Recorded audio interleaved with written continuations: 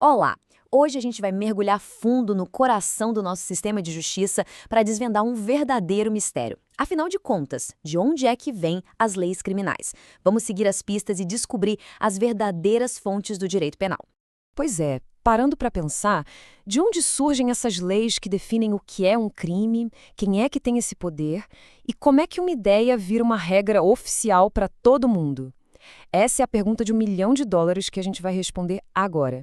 A resposta para tudo isso, no jargão do direito, está escondida no que se chama de fontes. Então é exatamente para lá que a gente vai, para investigar a origem das normas que comandam todo o nosso sistema penal. Mas antes de mais nada, vamos ao básico, né? O que diabos é uma fonte do direito? Pensa assim, é como se fosse a nascente de um rio. É o ponto exato de onde a regra jurídica brota, de onde ela nasce e ganha toda a sua força. E para organizar essa nossa investigação, a gente divide as fontes em duas categorias principais. De um lado, a fonte material, que responde à pergunta quem cria o direito penal, e do outro lado, a fonte formal, que responde e como esse direito aparece para a gente. Vamos lá, começando pela primeira pista, a fonte material. Quem é, afinal, o grande autor das leis criminais aqui no Brasil? A resposta, olha, é surpreendentemente simples e direta. No Brasil, só existe uma única entidade que tem o poder principal de criar leis sobre direito penal. Uma só.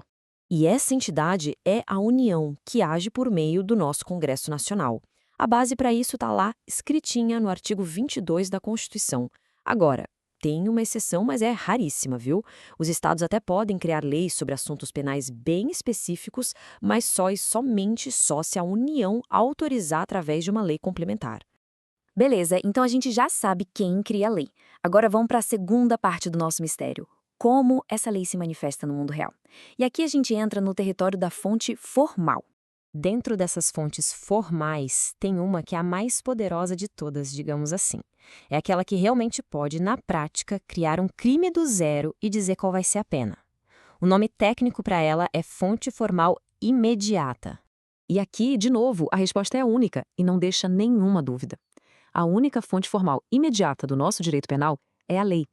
Isso está cravado em pedra, tanto na Constituição Federal quanto logo no primeiro artigo do nosso Código Penal.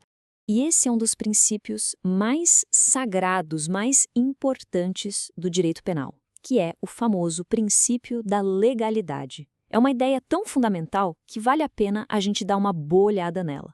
Na prática, isso significa que nenhuma outra coisa, nadinha mesmo, seja um costume antigo, uma decisão de um juiz ou mesmo o livro de um grande jurista, nada disso pode criar um crime novo ou impor uma nova punição. Apenas a lei escrita, aquela aprovada pelo Congresso Nacional. Ponto. Ué, mas então, se só a lei cria crimes, todo o resto não serve para nada? Muito pelo contrário, o resto entra na categoria de fontes indiretas. Ou seja, elas não criam a lei, mas elas influenciam, ajudam a gente a interpretar e aplicar a lei do jeito certo.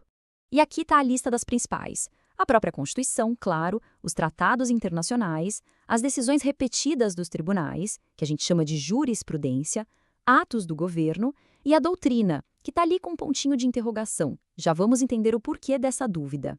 E aqui começa um debate super interessante. A tal da doutrina, que nada mais é do que os estudos, os livros escritos pelos especialistas em direito, ela pode ser considerada uma fonte do direito? A verdade é que aqui o pessoal se divide. A maioria vai dizer que sim, a doutrina é uma fonte imediata, porque ela claramente influencia como juízes e advogados interpretam a lei. Só que tem gente de peso, como o autor Kleber Masson, que discorda.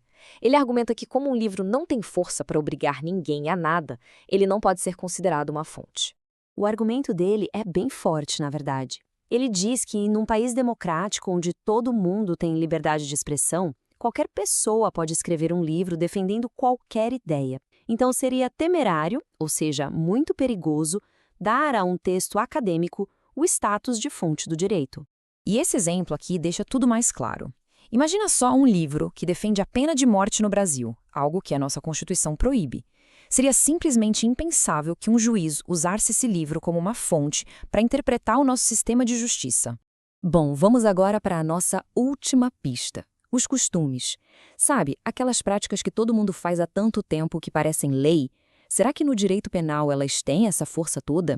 Para começar, para uma coisa ser costume, no sentido jurídico da palavra, não basta ser um hábito. Precisa de duas coisas juntas. Primeiro, a repetição daquele comportamento por todo mundo o tempo todo. E segundo, a crença geral de que aquilo é obrigatório, que é o certo a se fazer. Existem basicamente 3 tipos. O secundum legem é aquele que anda de mãos dadas com a lei, ajudando a gente a interpretar o que ela quer dizer. Por exemplo, para definir o que é um ato obsceno. Já o prater legem serve para preencher um vazio na lei, mas, atenção, só para beneficiar o réu. E o mais importante de todos, o contra legem, que é um costume que vai contra a lei. Esse nunca, em hipótese alguma, tem o poder de revogar uma lei penal. E o exemplo mais clássico de costume contra a legem no Brasil, que todo mundo conhece, é o famoso jogo do bicho. Apesar de ser uma prática super comum aceita em muitos lugares, o jogo do bicho continua sendo uma contravenção penal. E isso é a prova final, a prova definitiva de que, no direito penal brasileiro, o costume não derruba a lei. A lei escrita sempre vai prevalecer. Então, nossa investigação chega ao fim com uma conclusão clara. A lei escrita é a rainha, a fonte suprema do direito penal. Mas será que o caso está mesmo encerrado? Fica aqui uma reflexão. Se uma lei existe lá no papel, mas na vida real a sociedade inteira ignora ela por causa de um costume, qual é a verdadeira eficácia dessa lei? É uma ótima pergunta para a gente continuar pensando.